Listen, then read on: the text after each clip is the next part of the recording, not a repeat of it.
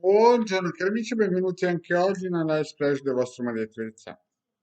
Oggi parleremo di come allontanare situazioni difficili per trovarne situazioni migliori. Useremo alcuni circuiti. Vi ricordo sempre che i circuiti possono essere utilizzati in modo diverso.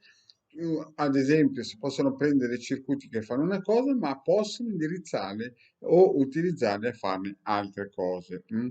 Ad esempio, io spesso promuovo questo circuito proprio perché sono 72 forze mercuriali che danno conoscenza, competenze, voglia di fare e capita ad esempio alcuni che o sono stati ingabbiati o gli propongono ad esempio investimenti in criptovalute e si sa che ultimamente c'è questo boom di fregature di criptovalute, almeno parecchi committenti mi hanno contattato per chiedermi se andava bene un investimento con le criptovalute, ma si vedeva già che era una situazione preannunciata disastrosa.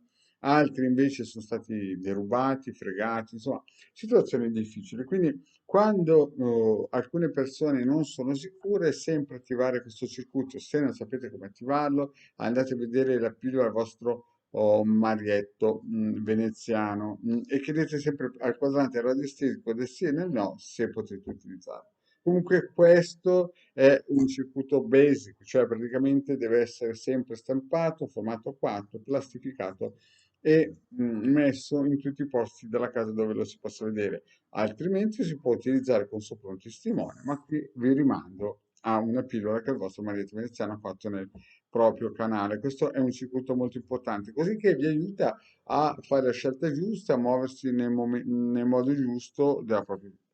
Poi questo circuito è un altro circuito che ho promosso tempo fa, serve per dare slancio, intuito, per attivare situazioni favorevoli ed è un circuito con l'Oroboro molto importante. Quindi anche questo attivatelo, vi rimando sempre le pillole che ho già fatto, basta cercarle nel sito del capitano oppure nei migliori social.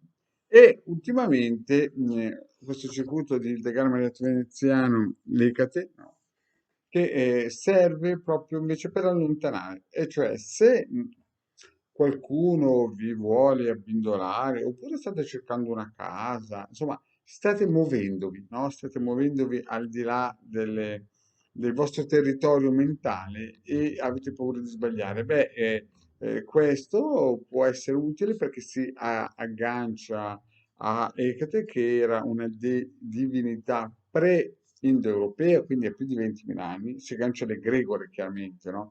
E vi ricordo che i circuiti non sono sigilli, i sigilli sono molto molto più performanti. I circuiti sono dei mezzi tipo, faccio sempre l'esempio del robottino, sapete quelli che ci sono per la casa, che fanno sempre i soliti schemi, però li fanno bene, no? Diciamo così. Invece il sigillo sarmonico di Mosè o altri sigilli sono come una signora che fa le pulizie, può pulire per terra, ma può pulire anche un tavolo e via dicendo. Quindi questa è la differenza sostanziale. Quindi se volete agganciarvi a un'egregola si può utilizzare tranquillamente il sigillo di Ecate, che chiaramente è scusate, al circuito di Ecate, che chiaramente è un circuito importante e forte e potente. Quindi sono due cose differenti. Dico questo perché alcune persone mi hanno chiesto la differenza. Quindi attivatelo, se non sapete come attivarlo, andate tranquillamente nel sito capitano, cercate le pillole dove spiego Ecate, che vi ricordo era una deità o divinità pre-indoeuropea ed è stata poi riciclata da religioni greche e romane. Bene, cari amici, grazie di avermi seguito e alla prossima, ciao.